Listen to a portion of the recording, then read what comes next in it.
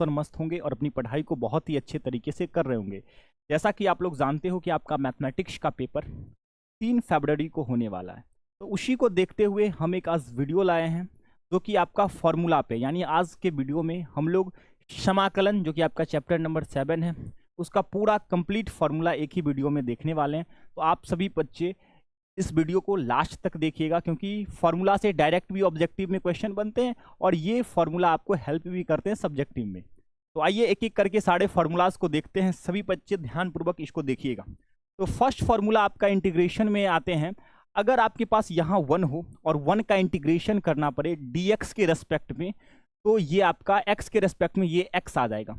कभी कभी यहाँ पे बच्चे बार बार सब्जेक्टिव में भी कंफ्यूज होते हैं। अगर यहाँ 1 रहे और यहाँ पे dy आ जाए तो सिंपली y लिखिएगा, ये ध्यान रखिएगा, वेरिएबल पे थोड़ा सा फोकस कीजिएगा, ठीक है। यहाँ x के रेस्पेक्ट में इंटीग्रेट हो रहा है। अगर भैया 0 हो जाए तो सिंपली याद रखिएगा 0 कब होगा, जब यहाँ से अगर 0 होता है तो इसका इंटीग्रेशन करने पे आपका एक कांस्टेंट वैल्यू आता है। अगर x to the power n का इंटीग्रेट हो तो सिंपली एक पावर में जोड़ दीजिए और उसी पावर से भैया डिवाइड कर दीजिए। जैसे पावर 5 है तो 5 में एक जोड़िएगा तो x का पावर 6 हो जाएगा, और उस 6 से डिवाइड भी करते हैं और इंटीग्रेशन में भैया एक कांस्टेंट लगता है। अगला, अगर आपके साथ अंदर में एक c हो और एक u हो, c का मतलब यहाँ पे होता है कांस्टेंट, c का मतलब कांस्टेंट। जब भी कोई कांस्टेंट किसी यहाँ पे वेरिएबल के साथ हो तो कांस्टेंट को बाहर खींच लीजिए, देखिए कांस्टेंट बाहर आ गया, और इस u का इंटीग्रेट कर दीजिए।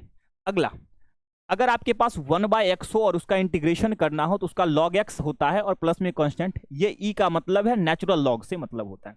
1/√x हो तो इसका आंसर होता है 2√x इंटीग्रेशन प्लस में कांस्टेंट। अगर e to the power ex हो तो सिंपली आप लोग ध्यान रखिएगा e to the power ex का integration e to the power x होता है।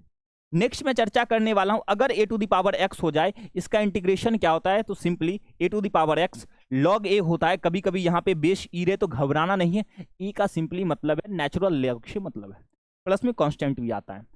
अब ये बात करते हैं ट्रिग्नोमेट्रिक फंक्शन। तो यहाँ से देखिएगा साइन एक्स जो है, साइन एक्स का अगर इंटीग्रेट पूछे तो ध्यानपूर्वक इसका आंसर देना है, माइनस में कॉस एक्स सी होता है, प्लस में सी कांस्टेंट।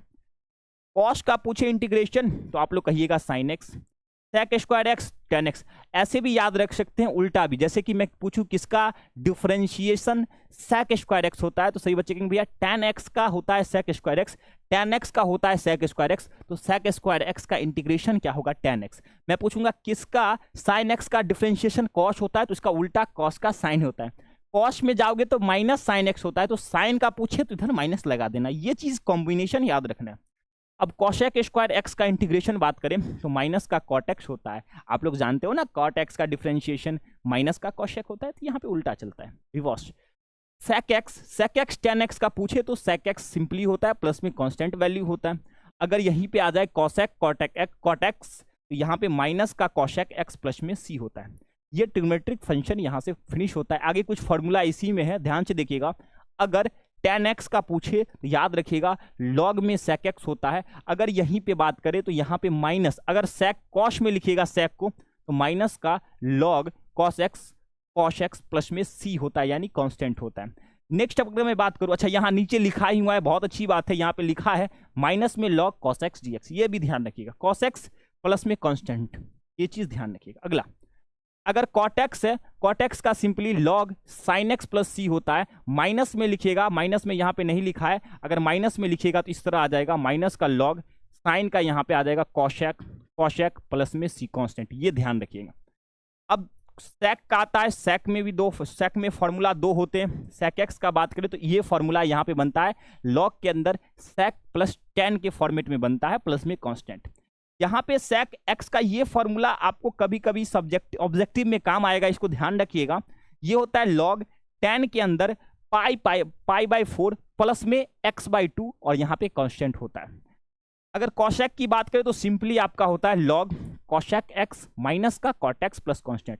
सेम इस तरह से ये 19 नंबर फॉर्मूला के जैसे 21 में भी cosec का भी इसी तरह का होता है, log अंदर में tan के साथ आता है x/2, थोड़ा सा फर्क है, यहाँ पे पाई/4 ऐड होता है और यहाँ पे नहीं होता है, थोड़ा सा अंतर है, कांस्टेंट सब में आएगा इंटीग्रेशन में।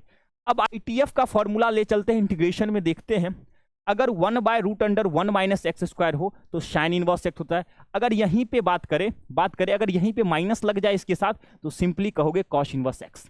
जनरल केस में हम लोग क्या करते हैं, माइनस को बाहर करके माइनस साइन इनवर्स एक्स ही लिख लेते हैं। जनरल केस में बात करते हैं, मतलब अधिकतर केस में, जनरल ना कहिए, मैक्सिमम केस में कहते हैं।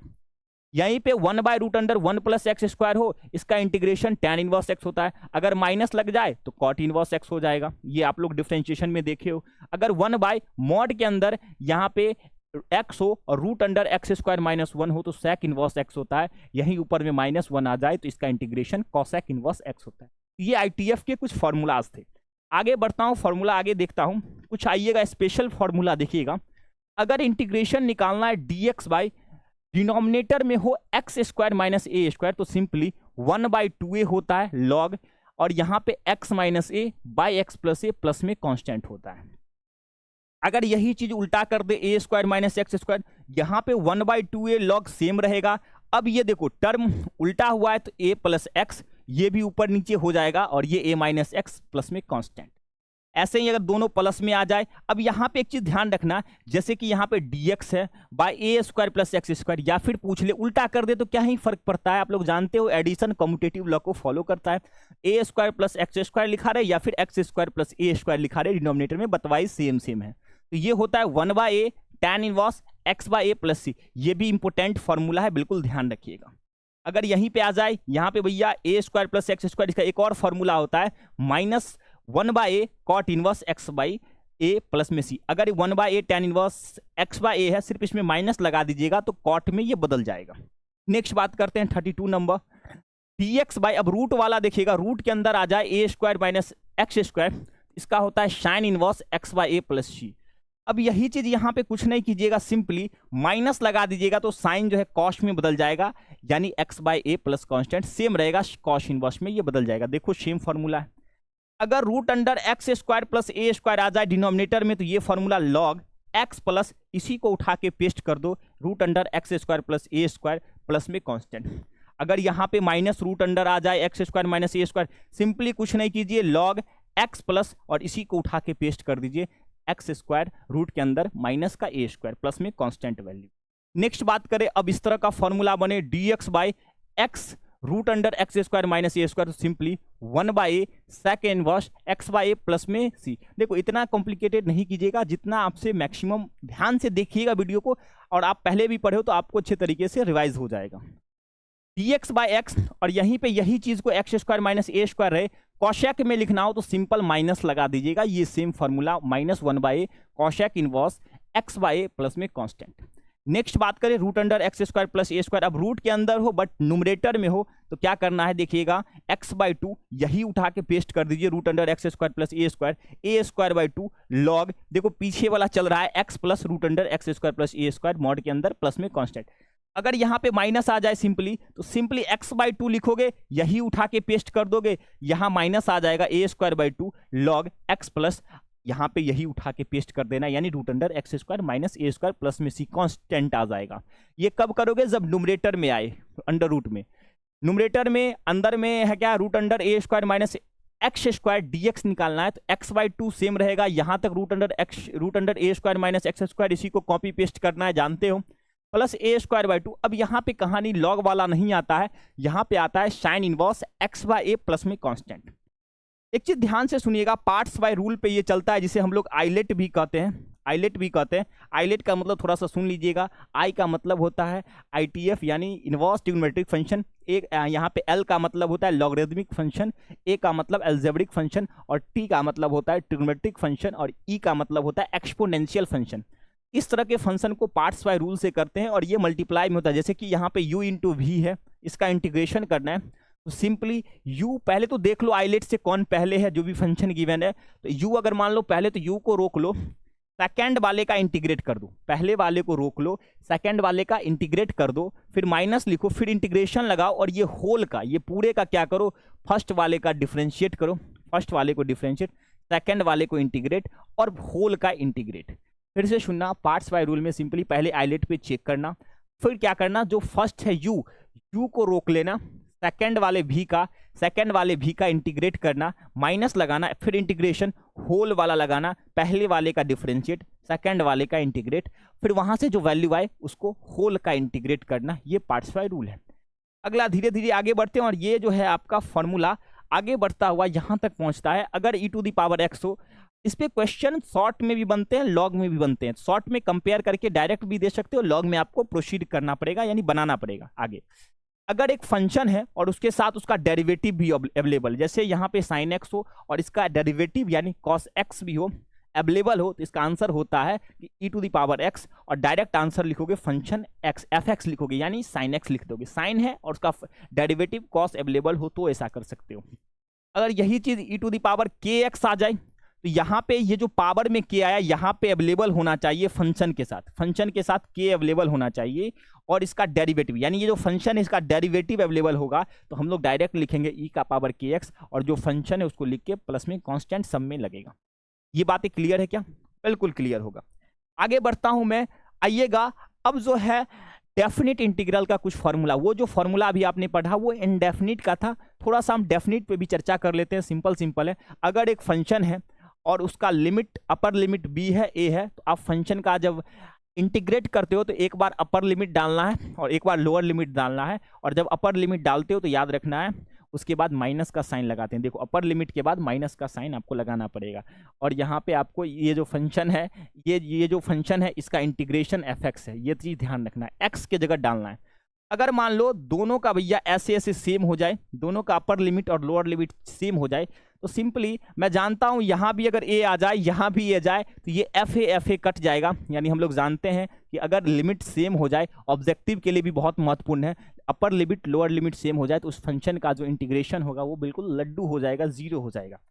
अगर बात करें एक लिमिट अपर लिमिट b है, लोअर लिमिट a है, और फंक्शन इस प्रकार से है, तो इसको भैया फंक्शन को चेंज कर सकते हो। अगर फंक्शन fx में है तो उसे fy में चेंज कर सकते हो और उस पर कोई प्रभाव नहीं पड़ेगा। लेकिन अगर आप अगले फॉर्मूला में देखना, अगर आप लिमिट चेंज कर देते हो तो भैया चेंज होता है, भैया यहाँ पे एक माइनस साइन आ जाता है, इसमें ध्यान रखना है। अगर आप फंक्शन को चेंज करते हो साइन एक्स से कॉस साइन वाई में चेंज कर देते हो तो कोई फर्क नहीं पड़ता है, बट अगर आप लिमिट को अपर लिमिट को लोअर लिमिट बना देते हो और लोअर लिमिट को अपर बना देते हो तो एक माइनस साइन के साथ वो आता है, देख रहे हो यहाँ पे।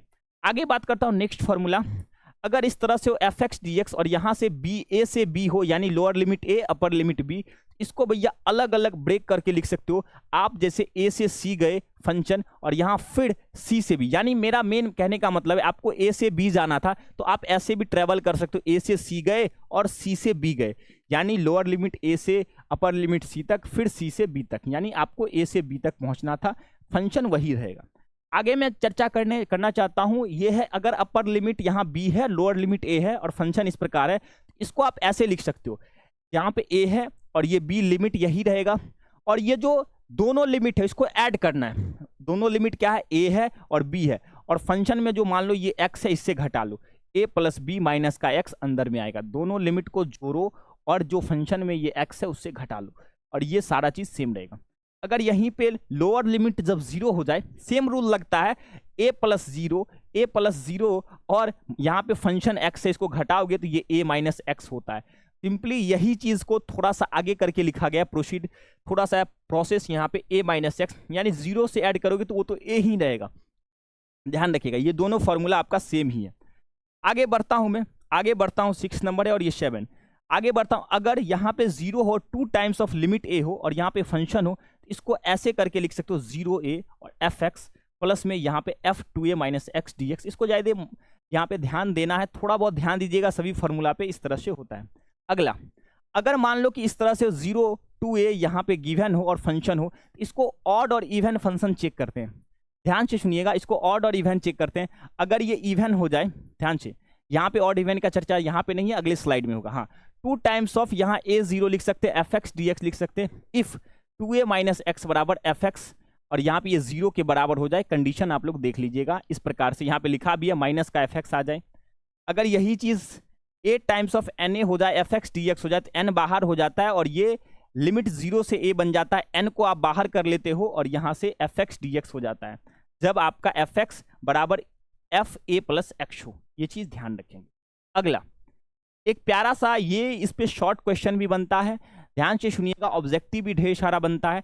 यानी इवन फंक्शन और ऑड फंक्शन अगर इस तरह से आपको गिवन हो, तो अगर अपर लिमिट ए हो, लोअर लिमिट माइनस हो, लेट से मैं कहूँ अपर लिमिट पाई हो, नीचे माइनस पाई हो, और एक फंक्शन हो, यानी एक पॉजिटिव हो एक निगेटिव हो, सेम वैल्यू हो, तो यहाँ पे 2 टाइम्स ऑफ ये जो अपर लिमिट है ए रहता है, बट लोअर लिमिट 0 बन जाता है और फंक्शन वही रहता है। ये कब होता है? जब आपका इवन फंक्शन हो, यानी एफ एक्स के जगह अगर आपने माइनस डाला, माइनस एक्स डाला, अगर वो फंक्शन के बराबर ही आ जाए तो आप ये वाला फॉर्मूला यूज करोगे। लेकिन अगर आपका फंक्शन जो है माइनस के साथ बाहर आए तो इसको हम लोग कहते हैं ऑड फंक्शन, और ऑड फंक्शन के केस में ये 0 होता है। ध्यान दीजिएगा, इवन फंक्शन के केस में लोअर लिमिट 0 हो जाता है और अपर लिमिट भैया वही रहता है और बाहर एक 2 आ जाता है, ये ध्यान रखिएगा। और इसी के साथ साथ आपका जो फॉर्मूला है बिल्कुल कंप्लीट होता है, तो इस फॉर्मूला को अच्छे से देखिएगा। एग्जाम 3 फ़रवरी को होने वाला है, तो सारे बच्चे इस फॉर्मूला को अच्छे से रिवाइज कर लीजिएगा। जब भी आपको टाइम मिले थोड़ा सा अपना टाइम निकालिएगा और देखने का ट्राई कीजिएगा। बाकी आप लोग को डिफ्रेंशिएशन का जो फॉर्मूला है बिल्कुल अच्छे तरीके से आपको मिल चुका है। तो भाई आपका एग्ज़ाम बहुत अच्छा जाए, मैं आशा करता हूँ कि आपका एग्ज़ाम बहुत अच्छा जाएगा। तो सभी प्यारे बच्चों को बाय बाय, राधे राधे।